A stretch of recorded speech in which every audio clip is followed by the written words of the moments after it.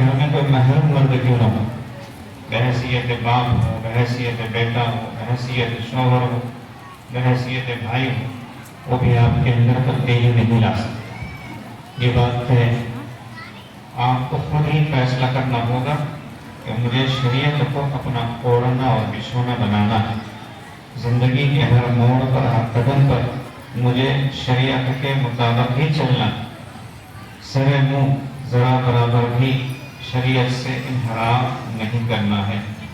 جب آپ یہ فیصلہ کر لیں گی کہ یہ بات بھی اچھی طرح یاد رکھیں کہ دنیا کی کسی بھی قوت و طاقت میں اتنی ہمت نہیں ہے کہ آپ کو شریعت پر عمل کرنے سے منع کر دے، روک دے، آپ کو مجبور کرے کہ آپ شریعت کا لبادہ، شریعت کی چادر اتار کر پھینک دیں۔ یہ بات عاجز نے اس لیے کہی کہ ایک زمانہ تھا مردوں سے کہنے کی ضرورت پڑا کرتی تھی، اب بھی پڑتی ہے کہ اپنی نگاہوں کو نیچے رکھو، حیا کا خیال کرو، بے پردہ نہ ہو، بے حیائی کے کام نہ کرو، وغیرہ وغیرہ۔ راستے میں جب چلو تو نگاہیں نیچے رکھ کے چلو، ایک طرف کو ہو کر چلو۔ لیکن جب یہ باتیں عورتوں سے کہنی پڑ رہی ہیں، خواتین کو خیال تک نہیں رہا، جیسے مثال کے طور پر راستوں میں چلتے ہوئے تم کو یہ احساس بھی نہیں ہوتا کہ ایک مخلوط راستہ ہے جس پر مرد بھی چلتے ہیں، عورتیں بھی چلتی ہیں، ہمیں یہاں سے اپنے آپ کو بچا کر جانا چاہیے۔ عورت یہ جملہ اپنے ذہن میں، دل میں اچھی طرح نقش کر لے، محفوظ کر لے کہ پوری زندگی اس کو اپنے کو بچا کر چلنا ہے، اپنے کو بچا کر چلنا ہے۔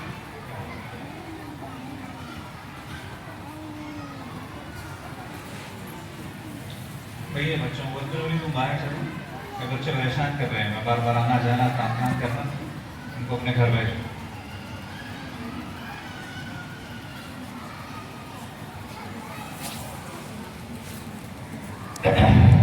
تو عورتوں کو یہ بات اچھی طرح اپنے دل و دماغ میں بٹھا لینی چاہیے کہ انہیں زندگی کے ہر موڑ اور ہر قدم پر اپنے کو بچا کر چلانا ہے۔ کیا مطلب ہے بچا کر؟ بچا کر کا مطلب یہ ہے جیسے ایک آدمی کہیں جانا چاہتا ہو اور راستے میں کانٹے ہو، گڈھے ہو، یا اس طرح کی کوئی اور چیز ہو جو نقصان پہنچانے والی ہو، اور اس کو پتہ ہو کہ اس راستے پر یہ مصیبتیں ہیں، تو اس راستے پر چلنے کا وہ جو فارمولہ اختیار کرتا ہے، وہ فارمولہ یہی ہوتا ہے کہ مجھے اس راستے سے اپنے کو بچا کر کیسے چلانا۔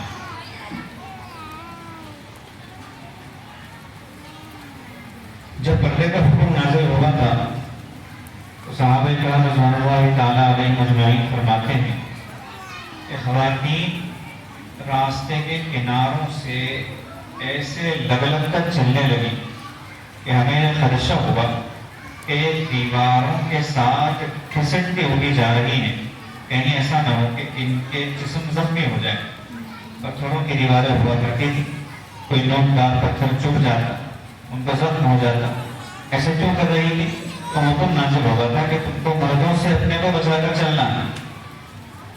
تو فکر ان کو ہو رہی تھی کہ ہم کسی مرد سے ٹکرا نہ جائیں، کسی مرد سے ٹکرانا نہیں، یہ آپ کی ذمہ داری ہے، یہ مرد کی ذمہ داری نہیں۔ صاف سن لیں، مرد تو ٹکرانا چاہے گا لیکن آپ اس کو ٹکرانے نہ دیں۔ ایک اندھا آدمی ہاتھ میں لاٹین لیے راستے سے چلا جا رہا تھا۔ کسی نے پوچھا کہ بھئی تم اندھے ہو اور اندھے کو لاٹین کی ضرورت کیا ہے؟ تو اس اندھے آدمی نے کہا کہ میں نے لاٹین اپنے لیے نہیں، آپ کے لیے رکھی کہ میں تو اندھا ہوں، مجھے نہیں معلوم کہ کون آ رہا ہے کون جا رہا ہے، آپ لاٹین کی روشنی دے کر اس سے بچ کر چلو۔ ٹھیک اسی طرح خواتین کو چاہیے کہ وہ تقویٰ کی لاٹین لے کر چلے، وہ ایمان کی لاٹین لے کر چلے تاکہ کوئی ان سے ٹکرا نہ جائے۔ یہ ٹکراؤ جو ہے یہ بڑی خطرناک چیز ہے، اسی سے بچانے کے لیے نگاہوں کی حفاظت کا حکم ہے، اور اسی سے بچانے کے لیے بطور خاص قرآن عظیم الشان نے خواتین کو حکم دیا وَقَرْنَ فِي بُيُوتِكُنَّ، تم اپنے گھروں میں چپکی رہو کہ بے ضرورت بغیر کسی شدید ضرورت کے گھر سے باہر نکلنا نہ، کہ حکم ہے قرآن عظیم الشان کا وَقَرْنَ فِي بُيُوتِكُنَّ، قرار پکڑو، لازم پکڑو، اپنے آپ کو گھروں میں ہی چپکا کر رکھا کہ گھر سے باہر نکلنے کی نوبت اس آیت مبارکہ کے اعتبار سے یوں سمجھیے کہ گھر سے باہر نکلنے کی نوبت آپ کو مہینے میں ایک بار آئے، 6-4 مہینے میں ایک بار آئے، 2-3 ہفتے میں ایک بار آئے، جتنی شدید مجبوری ہو اس کے اعتبار سے آئے۔ روزانہ نکلنا ضروری نہیں، روزانہ نکلنا یہ خطرہ ہے، اپنے آپ کو ہلاکت میں ڈالنے کے مترادف ہے۔ اس زمانے میں چونکہ حیا کم ہو گئی ہے، حیا ختم ہوتی جا رہی ہے، اس لیے خواتین سڑکوں پر، راستوں پر ایسے چلتی ہیں جیسے کوئی مرد چلتا ہے، کہ ان کی نگاہیں بھی اوپر کو اٹھی ہوئی ہوتی ہیں، آنے جانے والے کو دیکھتی رہی ہوتی ہیں، وہ راستے پر ایسے چل رہی ہوتی ہیں جیسے پورا راستہ انہیں کا ہے، حالانکہ انہیں راستے کے ایک طرف ایسے ہو کر چلنا چاہیے کہ کوئی آدمی سامنے سے آ بھی جائے تو اختلاط نہ ہو، ٹکراؤ نہ ہو، ایسی حالت میں چلنا چاہیے۔ اگر حیا ہوگی تو یہ ساری چیزیں آسان ہوں، حیا نہیں ہوگی تو یہ ساری چیزیں بہت مشکل ہیں۔ دیندار، متقی، پرہیزگار اس نوع کی خواتین بھی ہوتی ہیں، لیکن وہ دعا نہیں کرتی اس بات کی کہ اللہ ہمیں باحیا بنائیے اور ہماری نسلوں کو باحیا بنائیے۔ یہاں بڑی بڑی خواتین بھی موجود ہوگی، وہ سوچیں کہ ان میں سے کتنوں کو اس بات کا احساس اور خیال ہے کہ ان کی نسل باحیا بن کر گزرے۔ آپ نے ایسی زندگی گزاری ہوگی کہ نکاح تک کسی اجنبی کو پتہ بھی نہیں چلا ہوگا کہ اس گھر میں کوئی نامحرم بچی بھی رہتی ہے، لیکن آج آپ ہی کی نسل ایسی ڈگر پر جا رہی ہے کہ اس کے ایمان کا بچا رہنا مشکل لگتا ہے۔ دشمن نے سب سے پہلے عورت پر ہی ڈاکہ ڈالا، عورت کو گھر سے باہر لایا، عورت کو مجبور کیا کہ وہ حیا کے غازے کو جو اس کے چہرے پر ملا ہوا تھا اسے بالکل دھو ڈالے، صاف کر ڈالے، حیا کی چادر کو اتار کر پھینک دے۔ تو یہ بات یاد رکھیں، اپنے کو بچا کر چلنا اسی کا نام تقویٰ ہے۔ حضرت ابی بن کعب رضی اللہ تعالیٰ عنہ سے ایک مرتبہ امیر المؤمنین حضرت عمر بن خطاب رضی اللہ تعالیٰ عنہ نے فریاد فرمایا کہ بتاؤ بھی تقویٰ کسے کہتے ہیں؟ کہ حضرت ابی بن کعب رضی اللہ تعالیٰ عنہ نے فرمایا کہ امیر المؤمنین کیا کبھی آپ ایسے راستے پر چلے ہیں جس کے دونوں طرف خاردار جھاڑیاں، کانٹے دار جھاڑیاں؟ تو حضرت عمر نے فرمایا کہ بارہ ایسا موقع ہوا؟ تو حضرت ابی بن کعب نے پوچھا کہ امیر المؤمنین آپ وہاں سے کیسے چلتے ہیں؟ تو حضرت عمر نے فرمایا کہ میں اپنے کپڑوں کو بھی بچاتا ہوں ان خاردار جھاڑیوں سے، اور اپنے جسم کو بھی بچاتا ہوں، اور بچا کر اس راستے سے گزرتا ہوں۔ تو حضرت ابی بن کعب رضی اللہ تعالیٰ عنہ نے ارشاد فرمایا امیر المؤمنین اسی کا نام تقویٰ ہے کہ آپ کے دونوں طرف خاردار جھاڑیاں ہیں اور آپ اپنے کو بچا کر چل رہے ہیں۔ ہر طرف گناہ ہے، دائیں بھی گناہ ہے، بائیں بھی گناہ ہے، سامنے بھی گناہ ہے، پیچھے بھی گناہ ہے، اور آدمی ان چاروں طرف والے گناہوں سے اپنے کو بچا کر چلے، اسی کا نام تقویٰ ہے۔ اب یہیں سے یہ بات بھی سمجھ میں آتی ہے کہ محبوب علیہ السلام نے ارشاد فرمایا دیکھو شیطان نے دعویٰ کیا ہوا ہے کہ میں سامنے سے بھی آؤں گا اور پیچھے سے بھی آؤں گا، دائیں سے بھی آؤں گا، بائیں سے بھی آؤں گا، لیکن اس نے 2 سمتیں چھوڑ دی، ایک اوپر کی سمت چھوڑ دی اور ایک نیچے کی سمت چھوڑ دی۔ اب اوپر کی سمت کی طرف دیکھ کے بندہ چلے گا تو ٹھوکر کھا کر گرنے کا اندیشہ ہے، تو اس کو چاہیے کہ وہ نیچے دیکھ کر چلے۔ بہت ساری خواتین کو یہ غلط فہمی ہے، یہ اچھی طرح نوٹ کرے اس بات کو، غلط فہمی ہے۔ وہ یہ سمجھتی ہے کہ پردے کا حکم مردوں کو ہے، نگاہیں نیچے رکھنے کا حکم مردوں کو ہے، عورتوں سے بات نہیں کرنے کا حکم مردوں کو ہے۔ نہیں، آپ کو بھی اتنا ہی حکم ہے، جتنا حکم مردوں کو ہے اتنا ہی حکم عورتوں کو بھی ہے۔ اللہ پاک نے جہاں پر مومن مردوں سے یہ فرمایا ہے کہ اپنی نگاہوں کو نیچے رکھیں، وہیں اگلی آیت میں خواتین کو خطاب کر کے بھی انہی احکامات کا حکم دیا ہے، انہی احکامات پر عمل کا پابند بنایا کہ تم بھی اپنی نگاہیں نیچے رکھو، اپنی عزت کی، اپنی عفت و عصمت کی حفاظت کرو، کیونکہ عورت اگر बदनिगाही करना चाहे कर सकती है, इख्तियार में है उसके। वो अपनी इज्जत को खुद ही बेचना चाहती है, बेच सकती है, उसके इख्तियार में है। तो इसलिए अल्लाह पाक ने हुक्म दिया कि अपना इख्तियार इधर चलाओ, कि अपनी इज्जत और इफ्फत की, इस्मत की हिफाजत करो और अपनी निगाहों को नीचे रखो। तो ख़वातीन को ये गलत फहमी ख़त्म करनी चाहिए कि निगाह मर्द नीचे रखे, हम तो जहाँ तहाँ देखकर चलेंगे। नहीं, जब अल्लाह पाक मर्दों से पूछेंगे कि निगाहें नीचे रखने का मौका आया था, तुम नीचे क्यों नहीं रखे, ऐसे ही ख़वातीन से भी पूछा जाएगा कि निगाहें नीचे रखने का मौका आया था, तुमने निगाहें नीचे रखी क्यों नहीं। मर्द हज़रात आपके लिए बेहतर इंतज़ाम करें या न करें, आप दीनी बात सुनने जाएं, किसी बात व नसीहत की मजलिस में जाएं, किसी बहुत बड़े अल्लाह वाले हुजूर का नाम सुन के चले जाएं, किसी और निस्बत पे चले जाएं, पर्दे का नज़म न हो तो बायकाट करके वापस अपने घरों को चली जाया है कि जहाँ पर शरई पर्दे का नज़म न हो वहाँ दीन की बात सुनाने का क्या नाटक करते हो। आप एक मरतबा ऐसे करोगी, उसके बाद मर्दों के दिमाग दुरुस्त हो जाएंगे, वो पर्दे का सही नज़म करें। हाँ, दीनी बात सुनना दूसरे दर्जे की चीज़ है, वहाँ जो नसीहत की मजलिस में शरीक होना दूसरे दर्जे की चीज़ है, पर्दे का एहतमाम करना पहले दर्जे की चीज़ है। हाँ, हज़रत फातिमा रज़ी अल्लाह तआला अन्हा ने एक मरतबा इरशाद फरमाया, वाक़या यूँ हुआ था कि नबी अलैहिस्सलातु वस्सलाम की महफिल में, मजलिस में हज़रत अबू बकर सिद्दीक़ रज़ी अल्लाह तआला अन्हु, हज़रत उमर रज़ी अल्लाह तआला अन्हु, हज़रत उस्मान, हज़रत अली रज़ी अल्लाह तआला अन्हुमा और भी दीगर सहाबा तशरीफ फरमा थे। आप अलैहिस्सलाम ने एक सवाल फरमाया,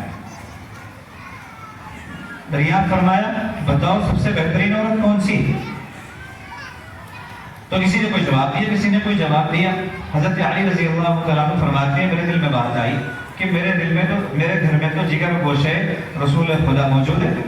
हज़रत फातिमा रज़ी अल्लाह तआला अन्हा उनकी बीवी थी, अहलिया थी, तो हुज़ूर अलैहिस्सलातु वस्सलाम की बेटी खुद मौजूद है और बाप के मिजाज को बेटी से ज़्यादा कौन जानता है। चलो चल के मैं अपनी अहलिया से पूछता हूँ कि महबूब अलैहिस्सलाम का ये सवाल है आपके अब्बा जान का, आप जवाब देना।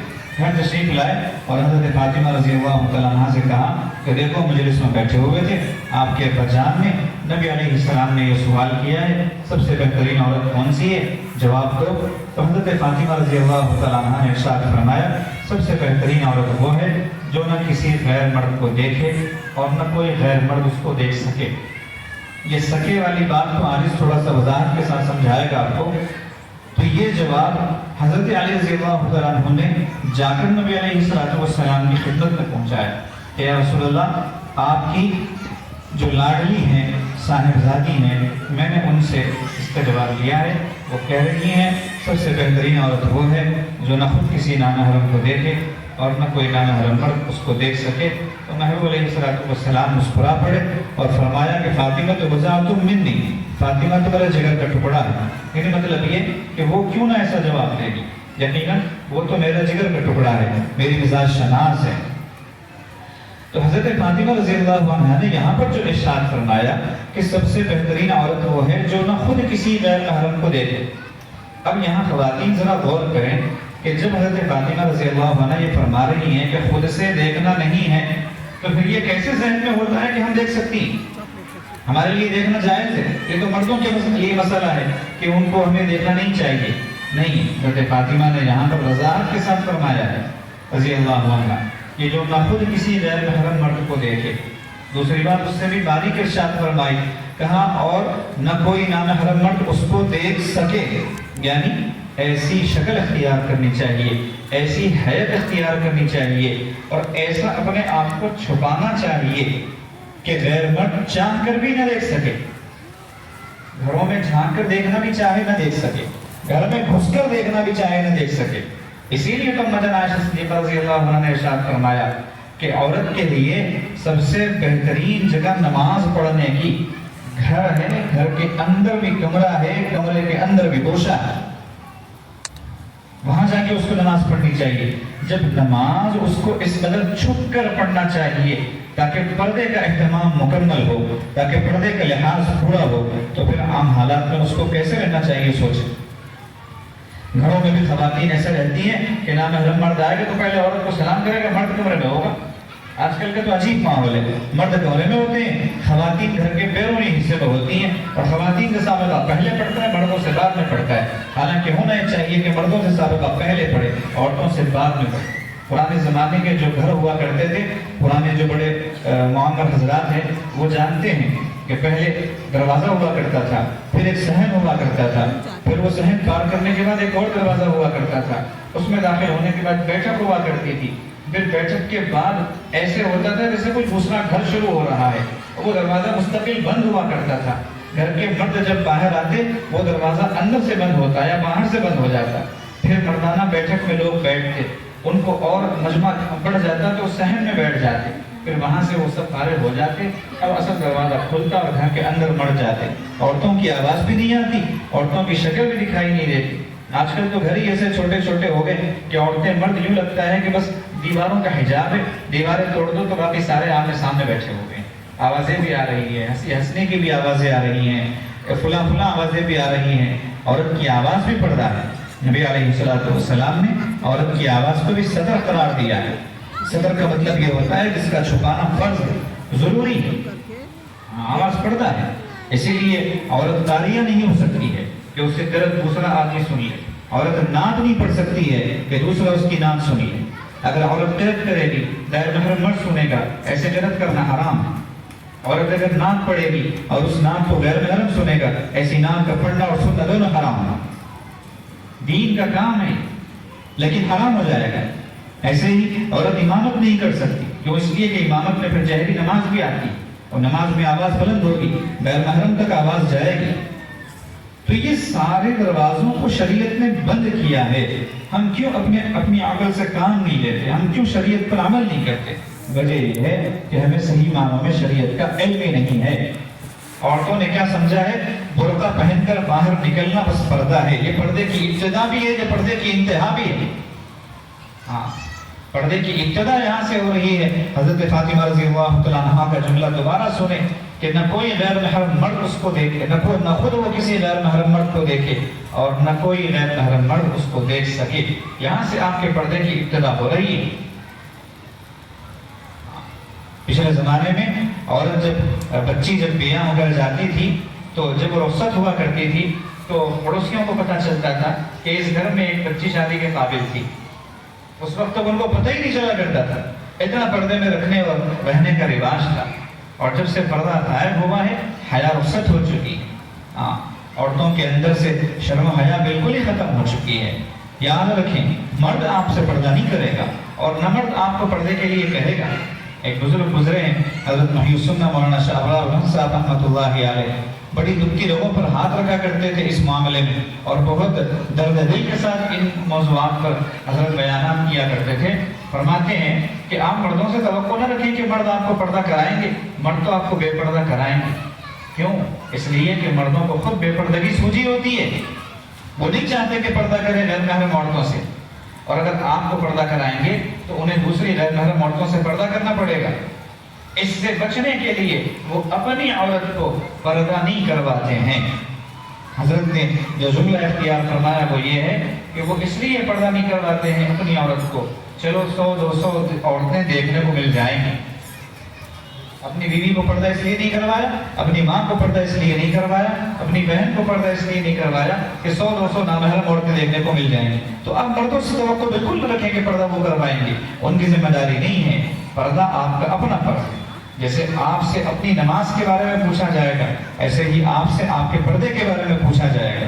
اس لیے اس کا خیال رکھیں، پردے کو اہمیت دیں، پردے کی عظمت کو سمجھیں، پردے کو فرض جانیں اور پردے پر عمل کرنا اپنی زندگی کا نصب العین سمجھیں کہ آپ کی زندگی زندگی نہیں ہے، آپ زندہ رہ کر بھی مردہ ہیں اگر زندگی میں پردہ نہیں ہے۔ اس لیے اس کا خصوصی اہتمام کریں۔ اصل موضوع تو یہ نہیں تھا، لیکن عاجز نے یہاں بے ترتیبی دے دی تو اس پر کچھ باتیں عرض کر دی۔ بہت ساری عورتوں کا یہ خیال ہوتا ہے گھروں میں رہتے ہوئے کہ ہمارا کام تو بس مردوں کی غلامی، ان کی نوکری چاکری، کہ ان کی خدمت کرو ہر اعتبار سے، اور ان کے لیے کھانے کا نظم کرو، بستر کا نظم کرو، ان کے کپڑے دھلو، ان کی خدمت کرو، پھر ان کے بچوں کی خدمت میں لگے رہو، بس یہی کام کرتے رہو، آخر ہمیں ملے گا کیا؟ ہمیں اجر کیا ملے گا؟ ثواب کیا ملے گا؟ اللہ کے مرتبہ کیا ملے گا؟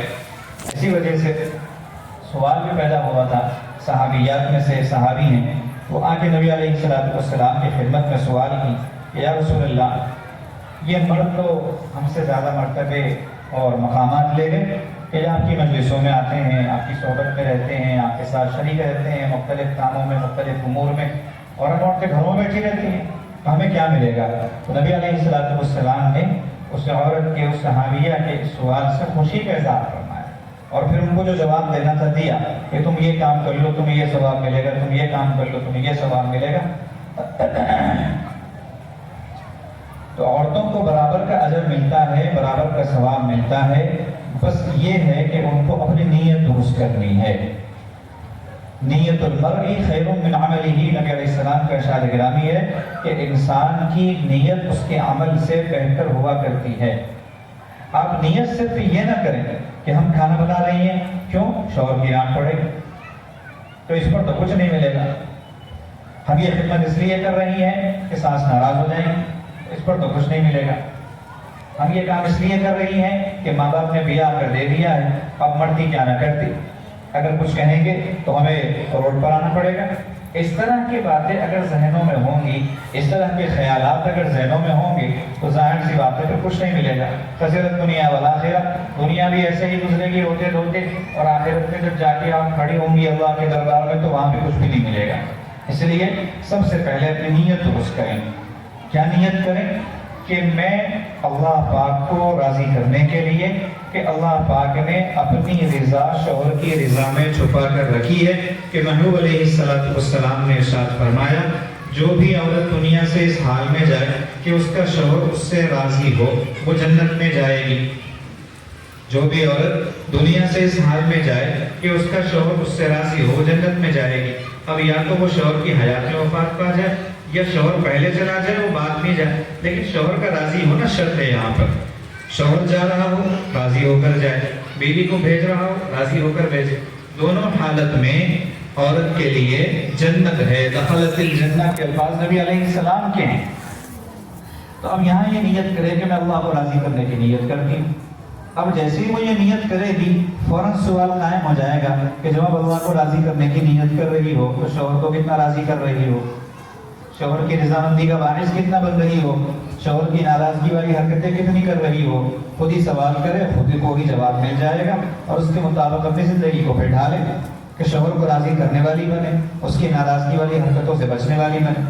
بہت ساری عورتوں کو یہاں پر ایک اشکال یہ ہو جاتا ہے کہ ہمارے شوہر کو تو دین سے کوئی واسطہ نہیں، اللہ رسول سے کوئی مطلب نہیں، اور ہمیں کہا جا رہا ہے کہ ان کی اطاعت کرنا ہے، ان کی خدمت کرنا ہے، ان کو راضی رکھنا ہے۔ جی اچھی طرح سن لیجئے یہ بات کہ آپ کا شوہر شرابی ہوگا، آپ کا شوہر کبابی ہوگا، نکما ہوگا، گناہوں میں اس کی زندگی لت پت ہوگی، تو وہ کبھی نہیں اٹھتا ہوگا، آپ نے کبھی اس کو مسجد جاتا ہوا نہیں دیکھا ہوگا، آپ کی نظر میں انتہا درجے کا فاسق و فاجر ہے، مسلمان کا لفظ اس کے لیے عیب ہے۔ اتنا آپ نے سن لیا، اس کے بعد سنیے کہ ایسے شوہر کی بھی رضامندی آپ کے لیے جنت میں جانے کے لیے ضروری ہے۔ کیوں؟ اس لیے کہ وہ شوہر ہے، اللہ پاک نے اس کو آپ کا شوہر بنا دیا، اب آپ کا کام ہے اس کی خدمت کرے، اس کا دل جیتیں۔ رہی بات اس کا دین پر آنا تو آپ کی وجہ سے ممکن ہے، ممکن۔ یہاں پر ایک بات یہ بھی سن لیں کہ شوہروں کے ساتھ زبردستی نہیں کی جا سکتی۔ اللہ پاک نے عورت کو ماتحت بنایا ہے۔ بعض بچیاں ہوتی ہیں جو اپنے والد کے ساتھ زبردستی کرتی ہیں، بڑے بھائی کے ساتھ یا چھوٹے بھائی کے ساتھ زبردستی کرتی ہیں، ان کو دین پر عمل کروانے کے لیے، شریعت کا پابند بنانے کے لیے۔ یہ غلط ہے۔ عورت کو اللہ پاک نے یہ مقام ہی نہیں دیا کہ وہ کسی کو کوئی حکم دے۔ حکم صادر کرنے کی جو قوت و طاقت ہے وہ اللہ نے مرد پہ رکھی ہے۔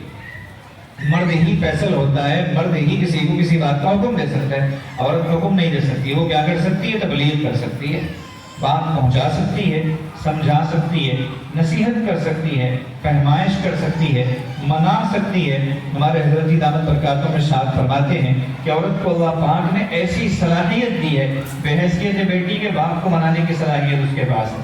بحیثیت بہن بھائی کو اپنا ہمنوا بنانے کی صلاحیت ہے، بحیثیت بیوی شوہر کو اپنا ہمنوا بنانے کی صلاحیت ہے، اور پھر بحیثیت ماں اپنے بیٹے کو اپنا ہم خیال بنانے کی صلاحیت ہے اس کے پاس، ان صلاحیتوں کا استعمال کرے۔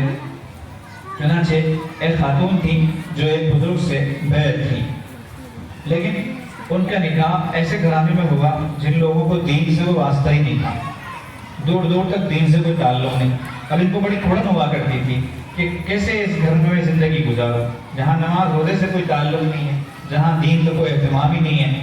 تو انہوں نے اپنے بزرگ کو جن سے اصلاحی تعلق تھا خط لکھ کر رہنمائی لی کہ مجھے کیا کرنا چاہیے، کیسے دین کا ماحول یہاں لانا چاہیے۔ تو ان بزرگ نے فرمایا کہ آپ کو کہنا کسی سے کچھ بھی نہیں ہے، بس آپ یہ کریں کہ دینی کتابیں اپنے شوہر کے اپنے خسر کے سرہانے رکھ دیا کریں، جہاں وہ سونے کے لیے لیٹتے ہیں بستر پر وہاں سرہانے رکھتے ہیں۔ وہ زمانہ تھا کتابیں پڑھنے کا، آج کا زمانہ ہے موبائل چاٹنے کا، تو اب یہاں پر کتابیں رکھ کر بھی فائدہ نہیں ہوگا، تو دوسری رہنمائی کی جائے گی۔ لیکن اس زمانے کے اعتبار سے ان بزرگوں نے رہنمائی کی، لوگوں کا معمول بھی تھا کہ بستر پر جاتے سونے کے لیے تو سونے سے پہلے کچھ نہ کچھ مطالعہ کر لے، کچھ نہ کچھ پڑھ لے۔ تو انہوں نے فرمایا کہ تم سرہانے کتابیں رکھ دیا کرو۔ تو ماشاءاللہ پھر اس کا اثر یہ ہوا کہ چند مہینوں بعد انہوں نے خط لکھا اپنے ہی شیخ کو، انہی شیخ کو، کہ ماشاءاللہ آپ کی ہدایت پر میں نے عمل کرنے کی کوشش کی اور کتابیں رکھنا شروع کیا، تو اب میرے شوہر بھی نماز کی طرف راغب ہو گئے ہیں، خسر بھی نماز کی طرف راغب ہو گئے۔ پھر ایک وقت آیا کہ وہ اپنے شوہر کو لے کر حج پر پہنچ، اور پھر انہی بزرگ سے وہ بیعت بھی ہوئے۔ تو عورت چاہ لے تو کر سکتی ہے، ایک غیر مرد کو جو شوہر بن کر اس کی زندگی میں آیا اس کو جہنم سے ہٹا کر جنت کی طرف لا سکتی ہیں، اس کو ضلالت و گمراہی سے نکال کر ہدایت کی طرف لا سکتی ہیں۔ لیکن عورتیں اس کو لڑائی جھگڑے کا موضوع بنا لیتی ہیں۔ جب لڑائی جھگڑے کا موضوع بنے گا تو ظاہر سی بات ہے کہ پھر دین سے وہ اور متنفر ہو جائے گا۔ جیسے اگر نماز کی خود پابندی کی جائے اور نماز کا ذوق و شوق پیدا کرنے کے لیے شوہر کے سامنے نمازوں کا اہتمام کیا جائے، جان بوجھ کر اس کے سامنے نماز پڑھی جائے، بچوں کو نماز کا پابند بنایا جائے، بچوں کے لیے نماز کے اعتبار سے تربیت کی جائے، کوشش کی جائے، تو شوہر اس سے راغب ہوگا۔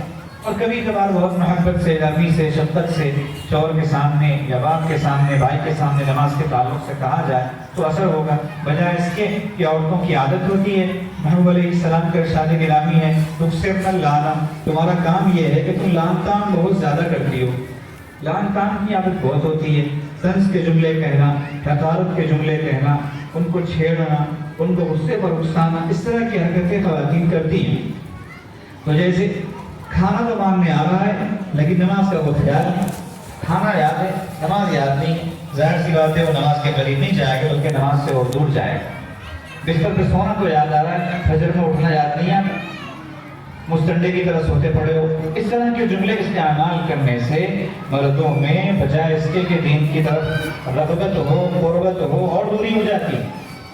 ایسے جملے استعمال نہیں کرنے چاہیے، اس سے خود ہمارا بھی نقصان ہو سکتا ہے، کیونکہ نماز پڑھنے والا اگر ہلکے سے بھی کسی کو حقارت سے دیکھ لیا یا دل میں حقارت لائی، اللہ اس عمل سے اسے محروم کر دیتے ہیں۔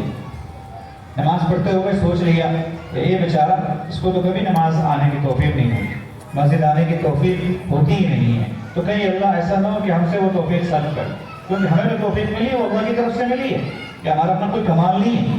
اس لیے کبھی بھی کسی کو بھی نیک عمل کے سلسلے میں مطعون نہیں کرنا چاہیے، مطلب اس کو تانا نہیں دینا چاہیے، اس پر جملے نہیں کسنے چاہیے۔ ایک بزرگ فرماتے ہیں کہ ایک آدمی رو رہا تھا، میرے دل میں ایسے ہی خیال آ گیا، ریاکاری کر رہا ہے، رو رہا تھا، خیال آ گیا ریاکاری کر رہا ہے، اللہ نے تہجد کی توفیق سلب کر لی۔ ہم کسی کے بارے میں نہیں سوچ سکتے کہ یہ ریاکاری کر رہا ہے، یہ ایسے کر رہا ہے، یہ ویسے کر رہا ہے، رونے والوں کو مخلص سمجھو۔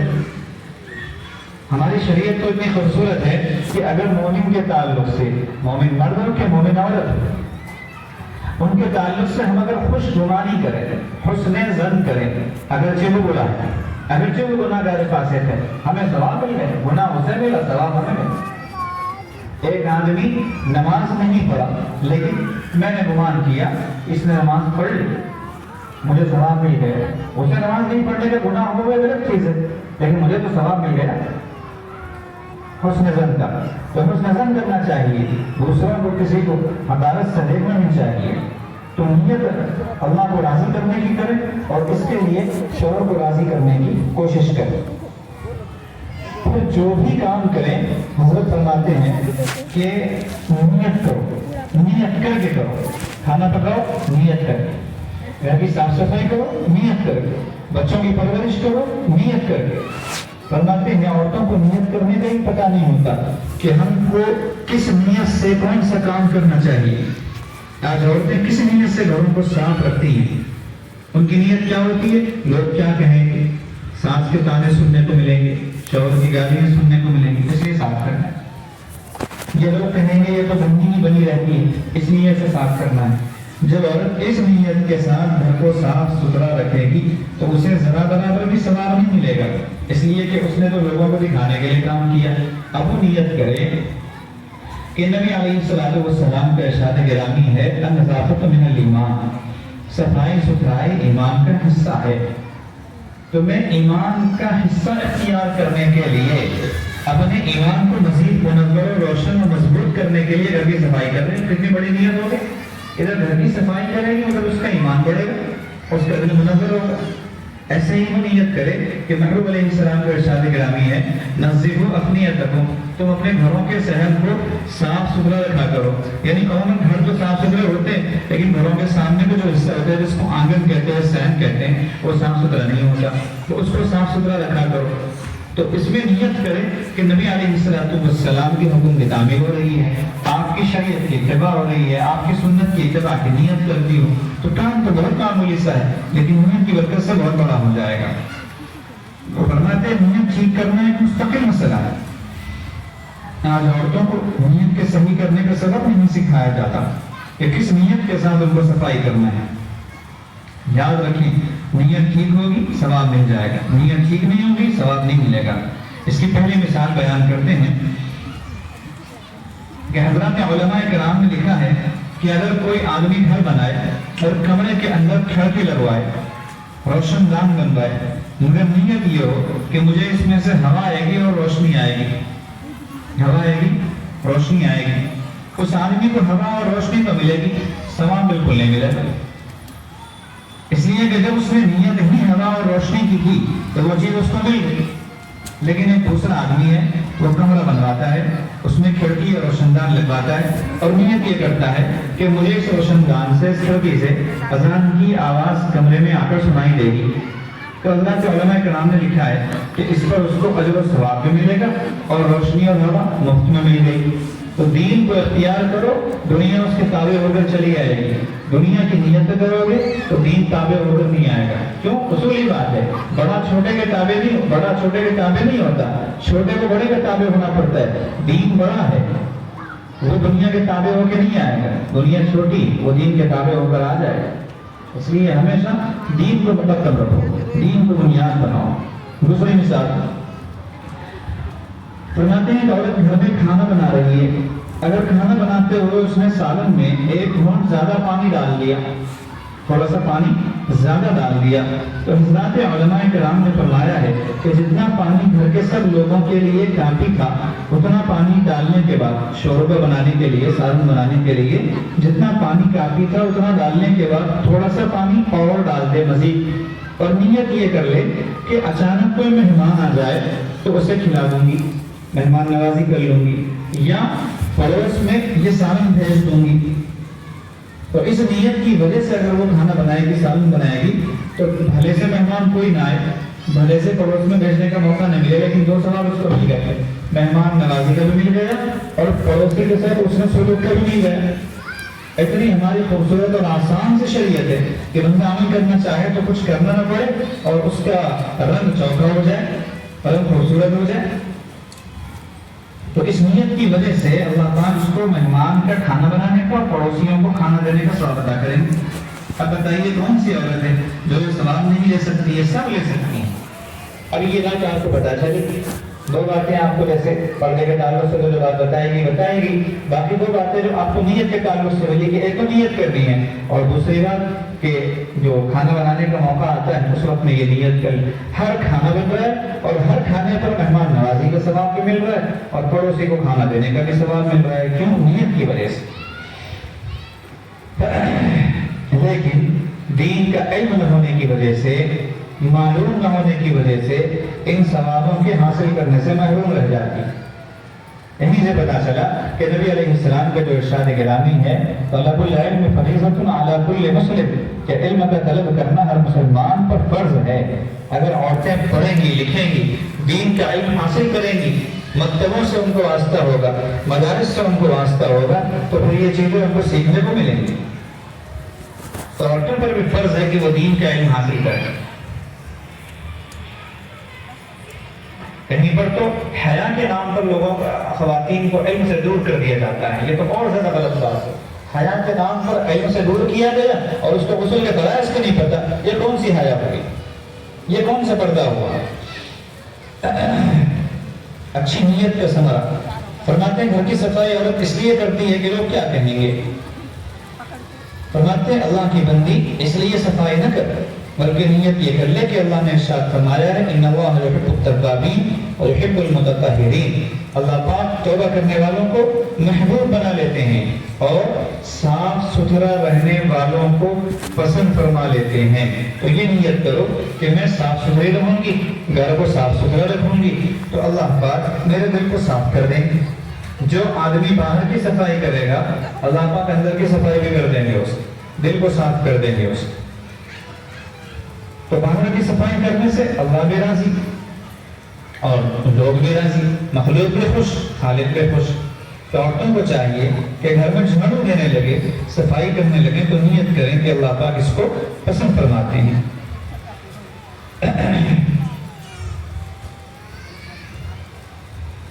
اس نیت سے گھر کو صاف رکھیں، نگینا بنا کر رکھیں، گھر کے فرنیچر کو چمکائیں، کپڑوں کو دھو دھو کر رکھیں، آپ کو ہر کام پر اجر و ثواب ملتا چلا جائے گا، کیونکہ آپ کی نیت ٹھیک ہو گئی کہ آپ نے اللہ کی رضا کے لیے سب کچھ کیا۔ ماں باپ کو ملنے کی فضیلت، وہ کون سی بیٹی ہوگی جس کی شادی ہو اور وہ اپنے ماں باپ کو ملنے کے لیے نہ آئے؟ سبھی بیٹیاں آتی ہیں، مگر نیت کیا ہوتی ہے؟ بس میں ملنے جا رہے ہیں، شوہر ملنے کے لیے جانے سے منع کر رہا ہے، مجھے جانا ہے، بس حجت پوری کرنی ہے۔ یہاں پر دو باتیں یاد رکھیں، ایک تو حضرت جو فرمانا چاہ رہے ہیں یہاں پر کہ ایک تو ملنے جا رہے ہو، بس ملنے جا رہے ہو، یہ نیت نہ کرو، آگے بتایا جائے گا کیا نیت کرنا ہے۔ دوسری بات کے ذہن میں رکھیں کہ بھلے ماں باپ سے ملنا، حقیقی ماں باپ سے جن کے ہاں آپ پیدا ہوئی اور جن کے ہاں پلی بڑی اور جنہوں نے خون پسینہ ایک کر کے آپ کو شادی کے قابل بنایا اور پھر آپ کو بیاہ کر کسی کے حوالے کیا، سب کچھ اپنی جگہ پر مسلم، لیکن شوہر ظلمن ہی آپ کو روکتا ہے، شرارتاً ہی روکتا ہے، تکلیف پہنچانے کی نیت سے ہی منع کرتا ہے کہ اپنے ماں باپ کے گھر نہ جاؤ۔ آپ اس بات پر شوہر سے حجت نہیں کر سکتی، لڑ نہیں سکتی، فتنہ نہیں کھڑا کر سکتی، باوجود ہے کہ شوہر ظالم ہے، وہ آپ کو بلا وجہ ماں باپ سے ملنے سے روک رہا ہے، لیکن آپ لڑ بھڑ کر نہیں جا سکتے۔ آپ کو شوہر کی بات ماننی پڑے گی، سننی پڑے گی، چاہے وہ 1 سال نہ بھیجے، 2 سال نہ بھیجے، وہ اپنا بھگتے گا، آپ کا کوئی مسئلہ نہیں، اپنا بھگتے گا، لیکن آپ کو شوہر کی بات ماننی پڑے گی۔ تو ایک بات تو یہ ہوئی، تو نیت نہیں کرنا ہے ماں باپ سے ملنے جاتے وقت کہ اس عمل سے اللہ پاک راضی ہوں گے، اس عمل سے اللہ پاک راضی ہوں گے، تو اللہ پاک اس کو نیکیاں عطا فرماتے ہیں، گناہ معاف ہوتے ہیں، جنت میں درجے بلند ہوتے ہیں۔ تو اب بتائیے کہ جب بیٹی کو پتہ چلے گا کہ ماں باپ سے ملنے جاؤ تو اللہ پاک راضی بھی ہوں گے، گناہ معاف ہوں گے، جنت میں درجے ملیں گے، تو کون نہیں ہوگی جو نیت نہ کرے؟ لیکن نیت نہیں کرتے یہ سب آپ سے محروم ہو جاتے ہیں۔ ایسے ہی ماں باپ کے پاس پہنچ گئی تو ماں باپ کے چہرے پر محبت بھری نظر ڈالنے پر نبی علیہ السلام کو فرمانے، چاہے بیٹا ڈالے کہ بیٹی ڈالے، ایک مقبول حج اور عمرے کا ثواب ملتا ہے۔ صحابی نے پوچھے یا رسول اللہ بار بار ڈالے؟ فرمایا بار بار ڈالو، جتنی بار ڈالو گے اتنی بار ثواب ملے گا، یہ نیت کر۔ فرماتے ہیں بچوں کی تربیت میں کمی، آج عورتیں مائیں تو بن جاتی مگر ان کو یہ پتہ نہیں ہوتا کہ بچے کی تربیت کیسے کرنی، کیوں کہ اس بیچاری کی خود ہی تربیت نہیں ہوئی تو وہ اولاد کی تربیت کیا کرے۔ آج یہی بنیادی وجہ ہے کہ ہمارے ماحول و معاشرے میں بچوں کی صحیح تربیت نہیں۔ ایک وقت تھا کہ جب مائیں بچوں کی اچھی تربیت کے لیے خود کوشش کیا کرتی ہے، وہی ماں جو کہے کہ میں تو صبح شام کھانا کھلاتے ہوئے اپنے بچے کو ترغیب دیتی ہوں کہ ہر حال میں سچ بولنا ہے. کتنی مائیں ترغیب دیتی ہیں, جھوٹ سے بچانے کی ترغیب دیتی ہیں. ایک بزرگ ہمارے یہاں تشریف لایا کرتے تھے, ان کے تقریباً ہر بیان میں خواتین کی یہ بات ہوتی تھی کہ پچھلے زمانے میں ایسی مائیں ہوتی تھی اپنے بچوں کی تربیت کرنے والی کہ بچے کو بچپن سے ذہن میں بٹھا دیتی تھی کہ جھوٹ نہ بولا کرو, جھوٹ بولنے سے منہ سے بدبو آتی ہے اور اس بدبو کی وجہ سے فرشتے رو میل دور بھاگ جاتے ہیں. تو بچے کھیلتے کھیلتے بھاگتے ہوئے ماں کے پاس آتے, کہتے ہیں امی امی ذرا میرا منہ سونکھ کر تو بتانا بدبو نہیں آ رہا. ایسی تربیت ان کی ہوا کرتی کہ جھوٹ بولنے سے بدبو آئے. وہ تو باتیں کی بدبو ہے, ظاہری بدبو نہیں, لیکن تربیت پہ یہ اثر تھا. آج عورتیں خود جھوٹ بولنا سکھاتی, اپنے والد کو جھوٹ بلواتی کہ ابو آنے کے بعد ایسے نہیں بولنا, ایسے بولنا. اب بچی جھوٹ سیکھ گئی تو وہ کل کو شوہر کے ساتھ جھوٹ بولے, اپنی اولاد کو جھوٹ سکھائے گی تو آپ کا ایک جھوٹ نسلوں میں منتقل ہو رہا ہے اور آپ کی پوری نسل جھوٹی ہو رہی ہے اور وہ کھاتا آپ کے نام پہ ٹوٹ رہا ہے. تو سچ بولنے کی عادت پیدا کریں, سچ خود بھی بولیں اور سچ بولنے کی تربیت بھی کریں. ان چیزوں کی طرف توجہ نہیں جاتی عورتوں کی, اور بسا اوقات عورتیں یہ غلطی کرتی ہیں کہ باپ تربیت کرنا چاہتا ہے تو بیچ میں آ جاتی ہیں, آڑے آ جاتی ہیں, کہتی ہیں ابھی تو چھوٹا ہے, معصوم سا ہے, آپ اس کو نصیحت کر رہے ہیں, بڑا ہو گیا تو خود کا خود ٹھیک ہو جائے. بڑا ہو کے خود کا خود ٹھیک کیسے ہوگا, کہ وہ آٹومیٹک مشین کہ بڑا ہو کر خود کا خود ٹھیک ہو جائے, ایسے کوئی نہیں ہوگا. بچپن سے تربیت کرنی پڑتی ہے. خشت اول چونہت معمار اکرج تاسویہ میرا دیوار اکرج. شیخ سعدی رحمۃ اللہ علیہ فرماتے ہیں کہ اگر پہلی اینٹ ہی ٹیڑھی رکھی جائے تو پھر پوری کی پوری عمارت ٹیڑھی ہوتی ہے.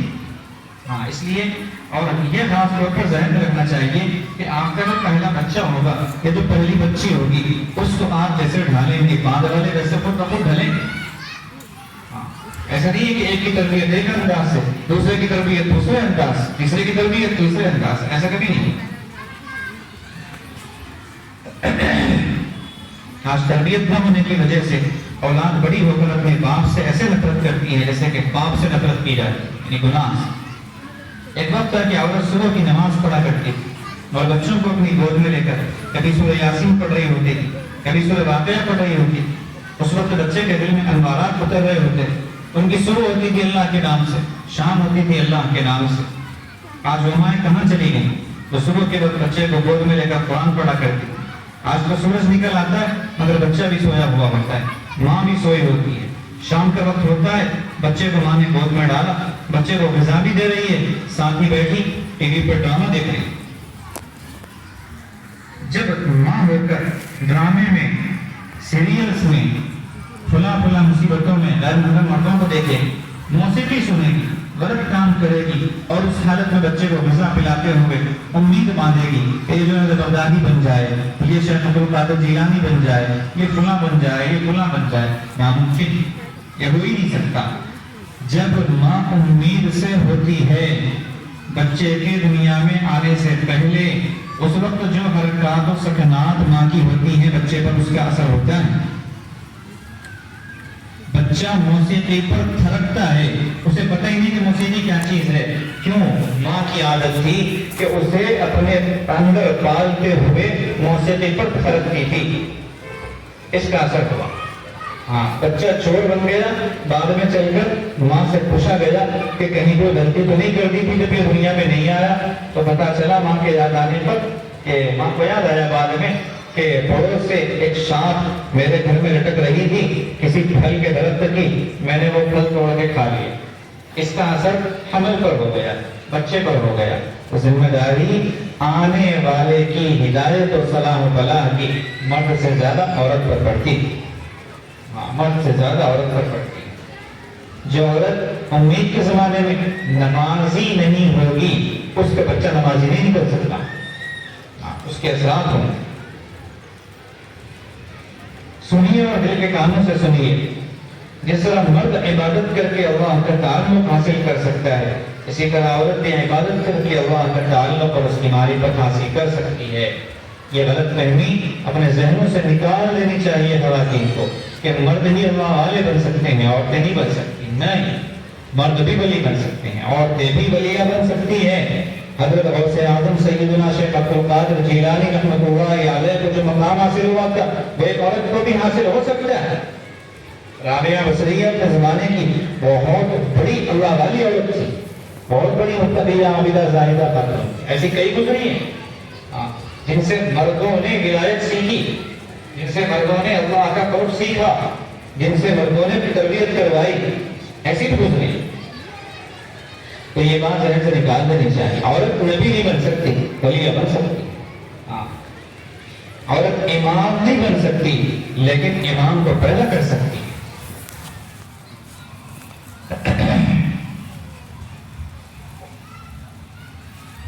فرماتے ہیں یہ صحابیہ رضی اللہ تعالیٰ عنہ تنور پر روٹیاں پکوا رہی، پہلے تنور ہر گھر میں نہیں ہوتا تھا، کہیں کہیں ہوا کرتے تھے، تو عورتیں آٹا لے کر جاتی اور روٹیاں بنواتی اور پھر وہ روٹیاں لے کر اپنے گھر چلی جاتی۔ تو وہ آئی اور روٹیاں بنوائی، جتنی دیر میں ان کی روٹیاں بنی ان کے 3 پارے پورے ہو گئے، اور انہوں نے سب پر روٹیاں رکھی اور کہا کہ میں جا رہی ہوں، میرے 3 پارے پورے بھی ہوئے۔ اور شیخ الحدیث نبی اللہ المقتدو نے مولانا زکریا صاحب رحمۃ اللہ علیہ نے لکھا ہے کہ میری بچیاں ساری کی ساری حافظہ قرآن ہیں، اور وہ رمضان المبارک میں افطاری بناتے بناتے 10 پارے پڑھ لیا کرتی، اور ان میں کمپٹیشن ہوتا ہے، مسابقہ، ایک دوسری سے کہتی تیرے کتنے ہوئے، دوسری پہلی سے پوچھ تیرے کتنے ہوئے، ایک کہتی میرے 8 ہو گئے، دوسری کہتی 10 ہو گئے، ان میں کمپٹیشن ہوا کرتا۔ تو حضرت فرماتے ہیں 10 پارے افطاری بناتے ہوئے پڑھ لیا کرتے، دوسرے وقت میں کیا پڑھا کرتے؟ آج سے افطاری بناتے ہوئے خواتین کی مگر رہتی ہیں، ان کو یہ نہیں پتا چلتا کہ کدھر سے افطار کا وقت آیا بھی اور گیا بھی، حالانکہ پورے ماہ مبارک میں یاد رکھیں 2 ٹائم کریم ہے دعا قبول کروانے کے، ایک تہجد کا وقت، دوسرے افطار کا وقت۔ تہجد کا وقت تو پھر بھی سال بھر میں آ سکتا ہے، افطار کا وقت پورے سال میں نہیں آتا، پھر رمضان ہی میں آئے گا، آتا ہے نفلی روزہ رکھیے افطار کا وقت آ جائے گا، تو اور روزے ہوتے ہیں اس وقت بھی افطار کا وقت آتا ہے، لیکن رمضان کے روزے کا جو افطار کا وقت ہے وہ پورے سال میں پھر نہیں آتا۔ جیسے ماہ مبارک کے روزے کے بارے میں ہے کہ پورے سال ان کے روزے اس ایک روزے کا بدل نہیں ہو سکتے، ایسے ہی رمضان کے مہینے میں جو افطار کا وقت ہے پورے سال کے افطار اس کا بدل نہیں بن سکتے۔ تو وہ وقت عورتوں کا، خواتین کا کس میں گزرتا ہے؟ باورچی خانے میں گزرتا ہے، کچن میں گزرتا ہے۔ تو عورتیں عبادت بھی خوب کر سکتی ہیں، معرفت بھی حاصل کر سکتی ہیں، خدمت بھی کر سکتی ہیں، سب کر سکتی ہیں، ان کے لیے کوئی پابندی نہیں ہے۔ اگر وہ شوہر کی خدمت میں لگی ہوئی ہیں اور عبادت نہیں کر پا رہی ہیں، اللہ پاک کی عبادت کو پورا ثواب عطا کرے۔ مثال کے طور پہ ایک رات عورت مکمل طور پر عبادت میں لگی رہی، اگلی رات شوہر کی خدمت میں مصروف رہی، اچھی طرح ذہن میں رکھنا کہ پچھلی رات جو عبادت اس نے کی تھی وہ پورا کا پورا ثواب اللہ پاک اس کو اس رات عطا فرمائیں۔ اگر فارغ ہوتی تو آج بھی میرے لیے کھڑی ہو جاتی، آج بھی میری عبادت میں لگی ہوگی۔ تو ذوق عبادت عورتوں کو اپنے اندر لانا چاہیے۔ پچھلے زمانے میں بڑا ذوق ہوا کرتا تھا، آج بھی بڑی بڑیاں ایسی ہیں جو مسلح پہ بیٹھی رہتی ہیں اور ان کی تسبیح کے دانے کے تو ختم ہی نہیں ہوتے، ادھر تسبیح ختم ہوتی ادھر شروع ہو جاتی، ادھر سے پارا ختم ہوتا دوسرا شروع ہو جاتا ہے۔ لیکن جوان عورتیں، آج کل کی عورتیں اس سے محروم ہوتی جا رہی ہیں۔ حضرت فاطمہ رضی اللہ تعالیٰ عنہ مصلی پر پوری رات نماز میں مشغول رہی، یہاں تک کہ صبح کی اذان ہو گئی تو اللہ پاک سے شکوہ کرنے لگی کہ اللہ تیری راتیں ایسی کیسی چھوٹی ہوگی کہ ابھی تو 2 رکعت نماز کی نیت باندھی تھی، ابھی فجر کی اذان ہو گئی۔ ایسا ان لوگوں کا ذوق عبادت تھا، اس طرح ان لوگوں کو اللہ پاک کی معرفت حاصل تھی، اللہ پاک کا تعلق نصیب تھا، اور یہ ساری باتیں تعلق سے ہی تعلق رکھتی ہیں، اللہ کے تعلق سے ان کا تعلق ہے۔ کسی کو کسی سے تعلق ہو جائے، پوری رات بات ہوتی ہے لیکن پتہ چلتا ہے کہ ابھی تو شروع ہوگی، یہی حال کا اللہ کے ساتھ اللہ سے تعلق اتنا کبھی ہوتا ہے کہ وہ لگے رہتے ہیں، انہیں پتہ ہی نہیں چلتا۔ حضرت فرماتے ہیں آج ہمارے لیے 5 منٹ اضافہ مشکل ہو جائے، امام صاحب تھوڑا سا نماز میں دیر کرنے پریشان ہو جاتے ہیں، حضرات کی کیا بات ہوگی، مرد اگر مسجد سے تاخیر سے آ جائے عورتیں پریشان ہو جاتی، کیا ہو گئے کہ مسجد سے تو بہت جلدی آنا چاہیے۔ تو ذوق عبادت ختم ہو گیا ہے۔ فرماتے ہیں وہ عورتیں بھی گزری ہیں جن کو راتوں میں چھوٹا ہونے کا شکوہ ہوا کرتا، اور ایک آدھ ہماری مائیں ہیں جن میں سے قسمت والی ہیں جن کو 5 وقت کی نماز پڑھنے کی توفیق نصیب۔ اور اللہ کی معرفت بھی حاصل کرنا چاہے اور نماز چھوڑے کیسے ہو سکتا ہے؟ اس زمانے میں، پچھلے زمانے کی جو خواتین تھیں ان کو موبائل کی مصیبت کا علم نہیں تھا، لیکن اس زمانے کی خواتین کو علم ہے اور بیٹھے بیٹھے سیریل، ڈرامے اور پتہ نہیں کیا کیا مسلسل دیکھتی رہتی ہیں۔ وہ سیریز وائز چلتی ہیں وہ چیزیں، آج دیکھا تو پھر کل، کل دیکھا تو پھر، ان کے دن متعین رہتے ہیں۔ بعضوں کو تو یہاں پر دیکھا اور سنا گیا کہ ایک سیریل مثال کے طور پر ہفتے میں کسی ایک دن آتا ہے تو وہ دوسرے سیریل تلاش کرتی ہیں کہ ایک ہفتہ کون انتظار کرے، ہر دن کا ایک سیریل ہونا چاہیے، ہفتے والا ہفتے کو دیکھ لیا، اتوار والا اتوار کو، پیر والا پیر۔ اس طرح کی زندگی آج کل خواتین کی گزر رہی ہے۔ ایک وقت تھا جب خادم تجارت کے لیے گھر سے نکلتے تھے تو ان کی بیویاں مصلے پہ بیٹھ کے چاشت کی نمازیں پڑھا کرتی تھی۔ ان کی بیویاں اپنے دامن پھیلا کر اللہ سے دعائیں مانگتی تھی کہ اے اللہ میرا خادم اس وقت رزق حلال کے لیے گھر سے نکلا ہے، آپ اسے حلال روزی بھی عطا فرمائیے اور اس روزی میں برکت بھی عطا فرمائیے۔ جب ادھر عورت دعا کرتی تھی ادھر اللہ پاک مرد کے کام بنایا کرتے تھے۔ آخری بات حضرت شاہ فرماتے ہیں کہ عورت گھر کی زینت ہے، مسلمان معاشرے میں عورت گھر کی ملکہ کا درجہ رکھتی ہے، لہذا گھر کے ماحول کا دار و مدار عورت کی دینداری پر موقوف ہوتا ہے۔ عورتیں مردوں کو تانا نہ دیں کہ ان کے اندر دین نہیں ہے تو ہمارے اندر کیسے آئے گا۔ مردوں کے اندر دین آپ کی برکت سے آ سکتا ہے، آپ کی محنت سے آ سکتا ہے، آپ کی طلب اور آپ کے جذبے اور لگن سے آ سکتا ہے۔ عورتیں اگر نیک طبع ہوں گی تو بچوں کو بھی دین رنگ سے رنگ دیں۔ کتنے مرد ایسے گزرے ہیں جو بچوں کے بڑے ہونے تک بھی نمازی نہیں بن سکتے، لیکن عورت نے تربیت کی اور اپنی ساری اولاد کو نمازی بنایا تو اپنے سامنے اپنے بچوں کو گہری نیند سے اٹھ کر فجر کے لیے مسجد جاتا ہوا مرد نے دیکھا اور ضرورت آئی اور وہی نماز شروع کر دی۔ اثر ہوتا ہے ان چیزوں کا۔ بس مسلمان لڑکیوں اور عورتوں کی دینی تعلیم اور اخلاقی تربیت پر بالخصوص محنت کی ضرورت ہے۔ ہاں، عموماً اس طرف توجہ نہیں کی جاتی، یہ بات مردوں کے لیے ہے کہ عورتوں کی تعلیم و تربیت ہو، وہ پڑھیں، وہ لکھیں، وہ قابل بنیں اور وہ معاشرے کو سدھارنے اور نسل تیار کرنے کے قابل بنے، اس کی فکر نہیں۔ بہت سارے دیندار گھرانوں میں بھی عورت کو صرف گھر کی خادمہ اور گھر کی نوکرانی سمجھا جاتا ہے، اس سے آگے کا انہیں کوئی درجہ نہیں دیا جاتا۔ وہ پڑھنا چاہتی ہے، کہتے ہیں تمہیں پڑھنے کی کیا ضرورت ہے، تم اگر پڑھو گی تو ہاتھ سے نکل جاؤ گے۔ یہ عجیب منطق ہے۔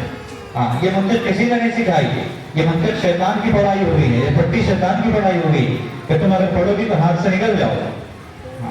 وہ تعلیم جو بغیر تربیت کے ہو، وہ تعلیم جو بغیر تعلق مع اللہ کے ہو، چاہے دین کی ہو چاہے دنیا کی ہو، فتنہ ہے۔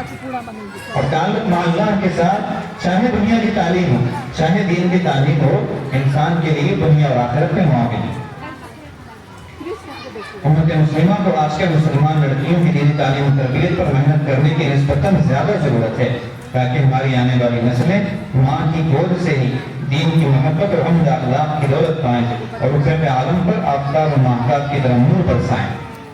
یہ ضروری ہے کہ ماں کی گود تربیت یافتہ ہو تو وہاں سے پھر تربیت یافتہ اولادیں نکلیں گی۔ اور اب وہ زمانہ قریب آ رہا ہے کہ انسان باہر نہیں سیکھ پائے گا، باہر نہیں لے پائے گا کوئی چیز، جو لے گا ماں سے لے گا اور اسی پر مرے گا۔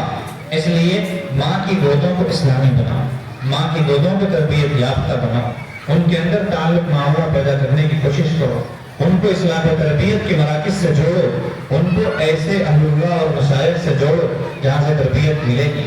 خود وہ تربیت یافتہ ہوں گی پھر اولاد کی تربیت کر پائیں گی۔ اگر اولاد تربیت یافتہ ہوگی تو انشاءاللہ اللہ پاک کی ذات پر پورا بھروسہ ہے کہ یہ جو خدشات ہیں، خطرات ہیں، ارتداد کے ہوں، مذہب سے پھر جانے کے ہوں، چاہے جس طرح کے بھی ہوں، ذہنی ارتداد کے ہوں، عملی ارتداد کے ہوں، خطرات ٹل جائیں گے۔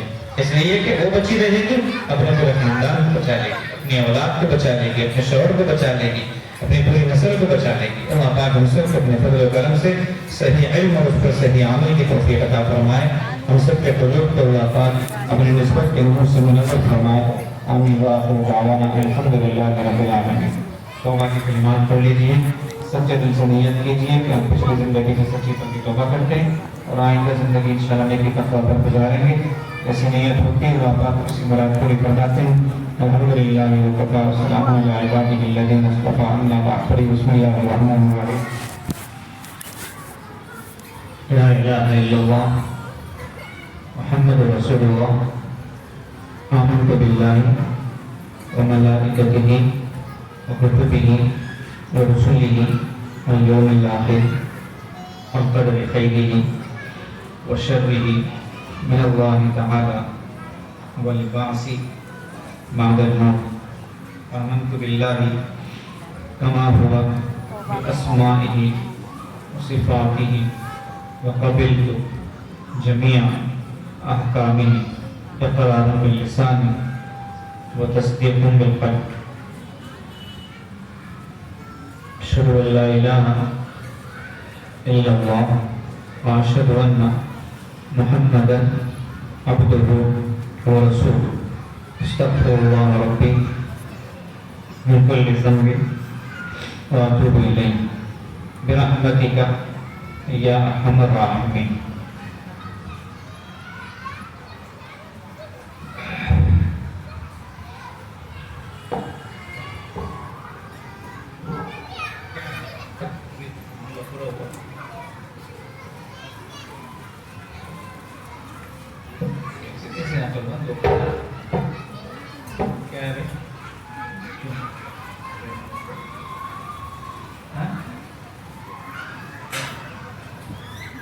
علماء کرام کا یہاں سامنے مقامی لوگوں کے لیے کہا تھا جس نے کہ مقامی لوگ بیٹھے، حافظ صاحب سے کہا تھا کہ مقامیوں کو ترجیح، تو آپ کے جو علماء کرام ہیں شہر کے کہاں کیوں باہر کیوں یہاں بیٹھے ہوتے زیادہ خوشی ہوتی؟ یہ لوگ تو کہیں بھی بیٹھے رہتے، کون ایک اوپر بیٹھے ہوگا خواجہ صاحب، پتہ ہی ہے نا خواجہ صاحب کیا نا جو رشید صاحب، بس ایک بیٹھے اور کون وہ مولانا کہاں ہے صبح آتے ہی ملے جو میزبان ہے وہ کہاں ہے؟ یہ لوگ تو بیٹھے رہتے ہیں ہر جگہ آتے رہتے ہیں، تو یہاں پر تو آپ کے مقامی حضرات سے یہ جگہ بڑھ جانی چاہیے، یہ آپ کی قدردانی جی بات ہے. یہ کہہ رہے ہیں یہاں کے جو مولوی صاحب مولوی اظہر صاحب معاملات بتانے کے لیے کہہ رہے ہیں، جو خواتین بیعت ہوئی ہوں ان کے لیے کچھ معاملات، ان معاملات پر عمل کریں گے تو چند ہی دنوں میں انشاءاللہ محسوس ہوگا کہ اللہ پاک کی محبت دل میں آ رہی ہے اور گناہوں بری زندگی سے جان چھوٹ رہی ہے. بس ان معاملات کی پابندی شرط ہے، معاملات کی کوئی زیادہ مشکل نہیں ہے، آسان سے ہیں. چنانچہ پہلا معمول ہے صبح اور شام 100 دفعہ استغفر اللہ ربی من کل ذنب واتوب الیہ، اس نیت سے پڑھنا کہ پچھلے گناہ اللہ پاک معاف فرما رہے اور آئندہ مجھے گناہوں سے بچنا، گناہوں سے بچ کر زندگی گزارنی، ایسا نہیں کہ استغفار بولے پھر گناہ کرے. دوسرا معمول ہے صبح و شام 100 دفعہ درود شریف اللہم صلی علی سیدنا محمد وعلی آل سیدنا محمد مبارک وسلم پڑھنا، صبح میں 100 دفعہ شام میں 100 دفعہ. تیسرا معمول ہے تلاوت کلام پاک، جس قدر میسر ہو ممکن ہو سہولت ہو تلاوت کرنی چاہیے، یہ ہر مومن اور مومنہ کا اپنا فریضہ ہے. کچھ نہیں ہو پاتا، قرآن پاک پڑھنا نہیں آتا، سیکھنا نہیں ہے، صرف سورہ فاتحہ آتا ہے یا پھر کچھ اور اس کے ساتھ میں تو جتنا آتا ہے اتنا پڑھ گیا. اور جلد سے جلد قرآن عظیم الشان کو تجوید کے ساتھ پڑھنے کے قابل بنے. فقرؤوا ما تيسر من القرآن. چوتھا معمول ہے وقوف قلبی. وقوف قلبی کا مطلب یہ ہوتا ہے کہ ہم ایک لمحہ بھی اللہ کی یاد سے غافل نہ ہوں. کیوں؟ اس لیے کہ ہمارے مشائخ نے ارشاد فرمایا ہے جو دم غافل سو دم کافر. یہ جو لمحہ ہمارا غفلت کے عالم میں گزرا، یوں سمجھ لو کہ وہ لمحہ ہمارا بغیر ایمان کے گزرا، کفر کی حالت میں گزرا. کیونکہ ایمان نام ہی ہے اللہ کو یاد رکھ کے زندگی گزارنے. تو غافل اگر ہو گئے تو بغیر ایمان سے باہر ہی ہو گئے. تو اس لیے کوئی لمحہ ہمارا اللہ کی یاد سے خالی نہ جائے، اس کے لیے ہمارے مشائخ نے مشق بتائی، طریقہ بتایا. دست بکار دل بیان. کیا مطلب ہے؟ ہاتھ کام کاج میں لگے ہوئے ہوں اور دل اللہ پاک کی یاد میں مشغول ہو. کیسے کریں گے؟ کہ جب بھی کسی کام میں مشغول ہیں، چاہے کسی سے بات چیت ہی کیوں نہ کر رہے ہوں، چاہے چل پھر رہے ہوں، عورتیں گھر میں سبزی بنا رہی ہوں، دونوں دلانے کے کام میں ہوں، کسی اور کام میں ہوں، ہر 2-4 منٹ بعد اپنی زبان سے اللہ اللہ اللہ کہہ لیا کریں. 3 دفعہ کہیں، 1 دفعہ کہیں، 5 دفعہ کہیں، یہ الگ چیز ہے، لیکن کہا کریں. ایسے اللہ اللہ اللہ کہنے سے دل میں اللہ کی یاد آئے. اس کا سب سے بڑا فائدہ ہمارے حضرت جی رحمت برکاتہ ارشاد فرماتے ہیں کہ جب بندے کے سامنے گناہ کا موقع آئے گا تو اللہ پاک اس کی برکت سے، وقوف قلبی کی برکت سے اس کو گناہ سے بچائے. اس کا نام ہے وقوف قلبی، جس کا مطلب ہے دل کی نگرانی. دل ایسی چیز ہے کہ شیطان ہمیشہ کوشش میں لگا رہتا ہے کہ دل میں گناہ کے وسوسے ڈالے. نبی علیہ السلام نے فرمایا جب شیطان کسی بندے کو دیکھتا ہے کہ وہ ذکر سے فارغ، ذکر نہیں کر رہا ہے، غافل ہے، تو اس کے دل میں پھونک مارتا ہے، پھونک مارنے کی وجہ سے وسوسے پیدا ہوتے ہیں۔ تو اس لیے تدبیر کا اہتمام کرنا چاہیے۔ پانچواں معمول مراقبہ۔ مراقبہ کہتے ہیں دل دل میں اللہ کو یاد کرنے، دل دل میں اللہ کو یاد کرنے کو۔ طریقہ اس کا بہت آسان ہے کہ دن اور رات کے 24 گھنٹوں میں کوئی وقت نکالیے آپ کی سہولت کا، اور اس وقت ایک جگہ بیٹھ جائیے، ایسی جگہ جو رسوئی والی ہو، اور اس وقت میں کوئی کام کاج نہ ہو، کوئی خلل ڈالنے والا نہ ہو، کوئی آ کے ڈسٹرب کرنے والا نہ ہو، تو کسی ایک سوئی کی جگہ بیٹھ جائیے۔ بیٹھنے میں بھی پابندی نہیں ہے، جیسے چاہیں ویسے بیٹھ سکتے ہیں۔ بیٹھ کے ایک نیت کرنی ہے۔ کیا نیت کرنی ہے؟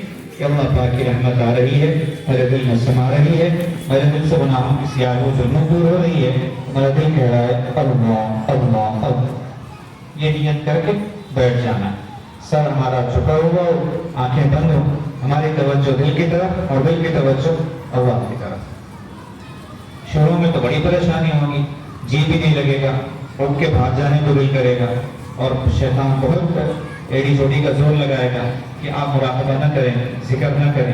لیکن چاہے کچھ ہو، طے یہ کرنا ہے کہ ہمیں اپنا جو وقت ہے 15 منٹ کا، آدھے گھنٹے کا، اس کو پورا کیے بغیر نہیں اٹھنا ہے۔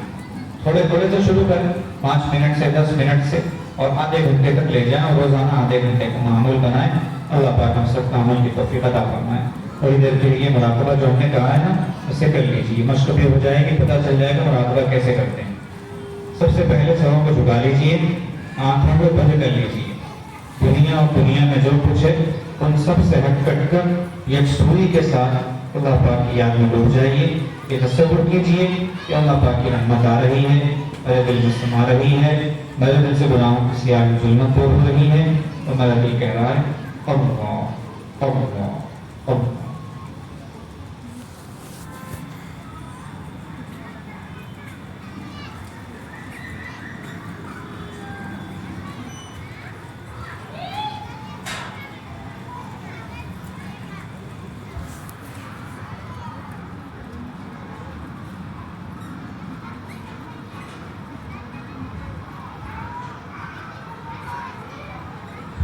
دعا فرما لیجیے۔ سبحان ربی الاعلی الوہاب، اللہم صلی علی سیدنا محمد وعلی آل سیدنا محمد مبارک وسلم۔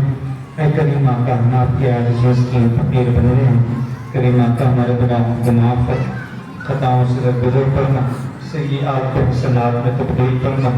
اے اللہ، ہمارے عیبوں کی پردہ پوشی فرما۔ اے کریم آقا، ہمارا ظاہر بھی ہمارا باطن بھی دونوں کے دونوں گہنے ہیں، بدبودار ہیں۔ اے اللہ، دونوں کو پاک و صاف فرما دیجیے، دونوں کو سوار کیجیے۔ اے اللہ، ہمارے خیالات کو پاکیزہ بنائیے، ہمارے دلوں کو آپ کی یاد سے معمور بنائیے، زبانوں کو شاکر بنائیے، قلوب کو ذاکر بنائیے۔ اے اللہ، پورے جسم کو آپ کا اطاعت گزار بنائیے۔ اے اللہ، آپ کی بندیاں آپ کی نسبت پر، آپ کی محبت میں آپ کو پانے کے لیے، آپ کی معرفت حاصل کرنے کے لیے، آپ سے تعلق بنانے کے لیے، اور اس کی ہدایت اور رہنمائی پانے کے لیے دور نزدیک سے چل کر یہاں جمع ہو گئی ہیں۔ پیارے اللہ، ان کے جمع ہونے کو قبول فرما کیجیے۔ اے کریم آقا، آپ کے محبوب علیہ السلام نے فرمایا کہ آپ فرماتے ہیں جب بندہ چل کر آتا ہے میں دوڑ کر جاتا ہوں۔ اے اللہ، یہ تو کمزور ذاتیں ہیں۔ اے کریم آقا، ان کی کمزوری پر رحم فرما کر ان کے چل کر آنے کو قبول فرما دیجیے، اور ان سب کو اپنی محبت، اپنا تعلق، اپنی ولایت اور اپنی معرفت نصیب فرمائیے۔ ہم سب کو اپنے اولیاء میں شامل فرمائیے، مقربین میں شامل فرمائیے۔ اے اللہ، ہم سب کو اپنے اطاعت گزار فرما بردار بندوں میں شامل فرمائیے۔ اے اللہ، ان میں سے بہت ساری ایسی ہیں جن کے دل میں بہت ساری جائز اور نیک تمنائیں ہیں۔ اے اللہ، جس کے دل میں جو جائز اور نیک تمنا و مراد اپنے کرم سے پورا فرمائیے۔ اے اللہ، جو دور بیٹھے دعاؤں میں شریک ہیں، اے اللہ آمین کہہ رہے ہیں، اے اللہ ان کے بھی جائز مرادوں اور تمناؤں کو اپنے فضل سے پورا فرمائیے۔ اے کریم آقا، جو مانگ وہ بھی عطا فرما دیجیے، جو مانگنے سے رہ گئے وہ بھی عطا فرما دیجیے۔ ہماری ان دعاؤں کو اپنی رحمت سے قبول و منظور فرما لیجیے۔ وصلی اللہ تعالی وسلم علی حبیبہ سیدنا محمد وآلہ وصحبہ اجمعین برحمتک یا ارحم۔